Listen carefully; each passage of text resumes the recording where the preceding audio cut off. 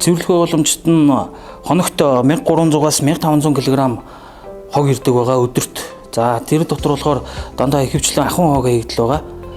За ахуйн хог хаягдал нь болохоор хүний эмэгтэй хүний үсний сэв, дээрээс нь нойлын цаас, нойдон салбитыг усан дуустдаггүй тийм бохирдлууд маань хатуу хог хаягдал маань их ирдэг байгаа.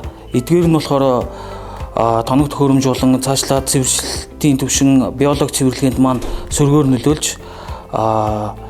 хүндрэлийг маш ихээр учруулдаг байгаа. Тийм болохоор бидний зүгээс бол усан дуустдаггүй хог хаягдлыг 0 руугаа суултур руугаа биш хогийн сав руугаа хийж хөвшөөсэй л гэж бид төсдөг дээ. Шүүм тунгай үйлдвэрийн хаягдал усыг урьдчилан цэвэрлэх аян.